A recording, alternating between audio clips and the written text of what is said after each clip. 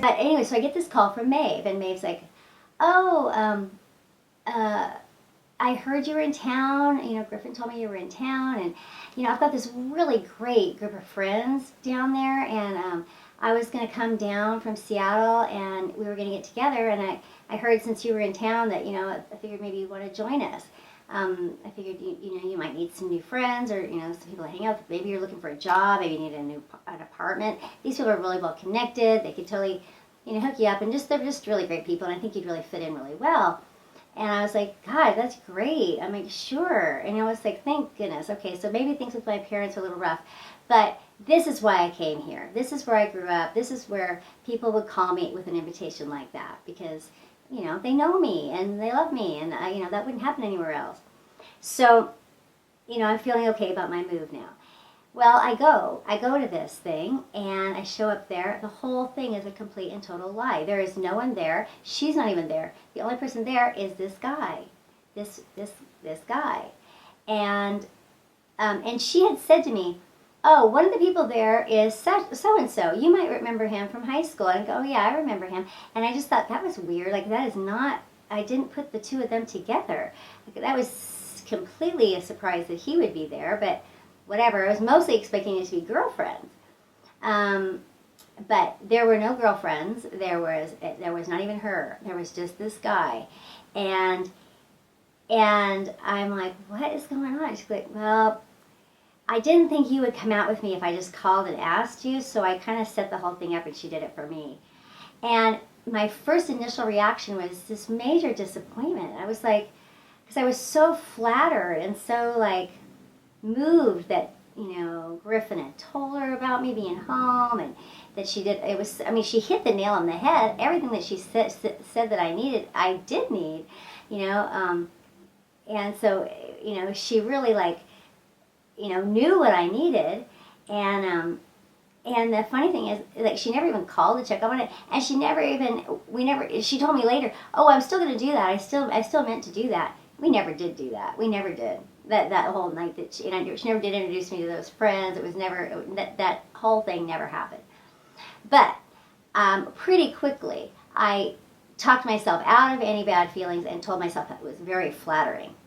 I told myself how flattering it was. And I also told myself that this guy was okay because he had the stamp of approval from Maeve, who is someone who I really looked up to. So he started off on the right, you know, this stamp of approval. There was also a stamp of approval because my first boyfriend was a friend with him, you know, a loose friend, an acquaintance. But, you know, he basically liked him. And what I would come to figure out is, you know, everyone likes him. I mean, to a certain level, everyone likes him. He's very charming and very popular. There's nothing to not like. Especially because he mirrors himself to be like you. So everyone likes him because he validates who they are. But, you know, at this point, I'm just thinking he's got stamp of approval of two people that I really, you know, their opinions I trust and respect. I had made all these leaps, you know, based on these associations that I thought he had. And, of course, he did the whole love bombing thing. I mean, he came on strong. And I... having just come through like a transitional thing of having this breakup in California, and then having my mother, you know, I was basically dealing with a lot of rejection and transition and feeling really pretty lost about what to do next with my life.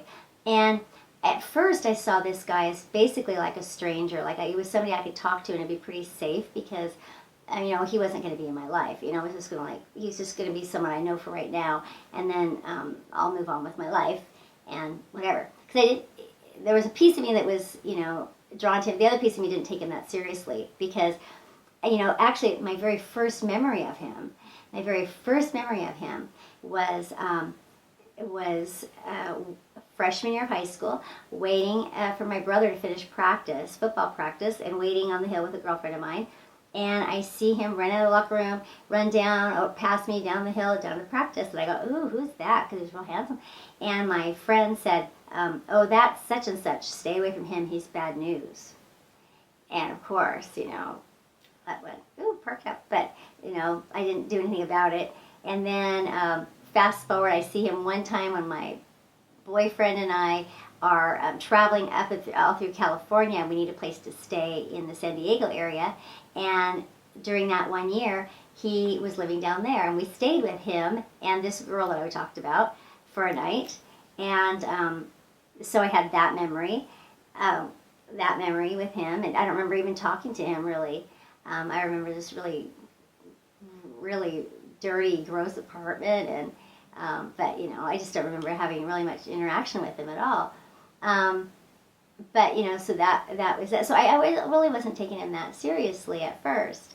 But I was needing someone to talk to and confide in about what was going on with my family, because I was trying to sort it all out, and I was trying to come up with a plan about what I was going to do next. And so, I'm basically confessing to him all this stuff about how my parents are, they're so emotionally unavailable, and how they hurt my feelings, and how, oh, I know what it was, is that I'd asked my mother, this is how I knew, is I asked my mother if she could help me remember, if she had any idea why I couldn't remember anything, and if she could help me with my memory, because it was really bothering me that I was so detached from my childhood memories. Well, she immediately got super defensive and was acting like I was accusing her of something, and got really angry at me, and then she got angry because I told her that I needed to she didn't offer to get me any counseling, and I had no money. She didn't offer to help pay for any counseling or anything. And then when she found out that I had so I'm starting to think I need medication, because I'm thinking I have this perfect life, and I was feeling depressed. And so I'm like, I have this perfect life. Why should I feel depressed? I need to go to a psychiatrist so I can get some medication. And so there were only 2 psychiatrists in town. One of them, and I called the first one, it was a woman. She wasn't taking any new patients, so I called the second one, who happened to be an acquaintance of my parents.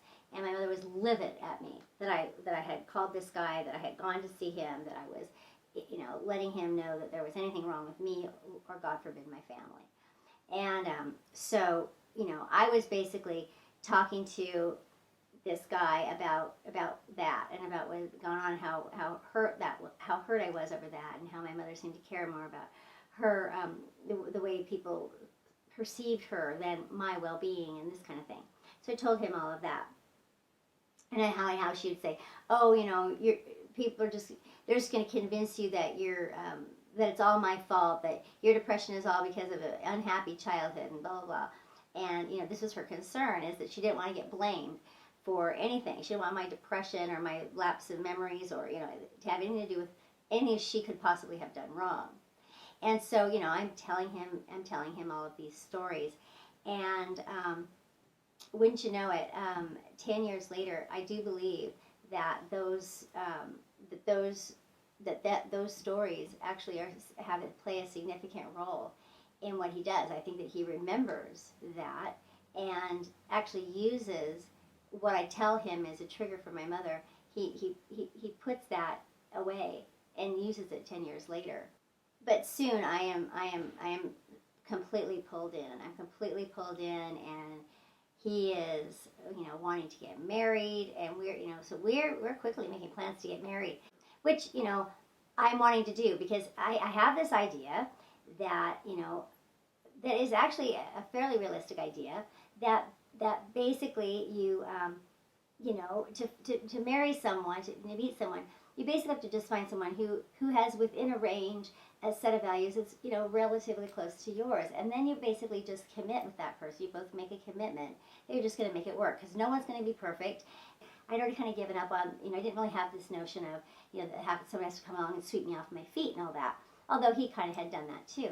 But I knew that there were things wrong with him, and I was definitely all about loving potential. I was a big in the loving potential category, and this guy needed me, and that pulled me in. He needed me, and he told me how much he needed me, and I could see how much he needed me, and and I knew that he liked whatever he thought that I could offer him in terms of social status, or getting some kind of respectability or something. I didn't care. That was no skin off my nose. I figured my family name or whatever offers him something that he wants, then what difference does it make to me? That didn't bother me at all. I didn't have any money or anything, so it wasn't like, it was like gold digging. I didn't have any money. We were both broke. I mean, we got married with nothing. Either one of us. We were young, and, we're just starting out with nothing. But, I had a college education and a reputation or a respectability, despite everything that I thought of myself from way back in high school. But I had this respectability that he wanted an association with. And that was free to me. What did I care? So I didn't take that. I didn't think that as a dangerous thing at all. So I did know it, but I didn't think there was anything wrong with that. And I didn't really fully understand my attraction to him, but I knew that it had something to do with. I know that it had something to do with the fact that I felt very sure that he would never leave me. That he was completely. That he knew all the reasons that he was getting involved with me. And I saw him very much like my mother, and my mother was definitely committed, if nothing else. She made a decision to marry my dad, and she was never going to back out of it. She could never be wrong, for one thing. But for another thing, she would say, murder maybe, divorce never. And I heard my husband repeating that before it was all over. But, he had all these stories about the terrible thing his dad did when he divorced, and all these terrible things that that the way that his dad had left his mom with no money, and the way that they had grown up poor because his dad had been so irresponsible and selfish, and about how he was the unprivileged one. And the funny thing is that I didn't even think about this at the time. I didn't think about it till years and years and years later. But when I met him, he was driving a truck that his dad had given him. He was working at a job his dad had arranged for him, and he was living in a house his dad had put the down payment on for him. And yet we always talked about how he didn't get anything, how he had a rough life, and I was the one that was privileged.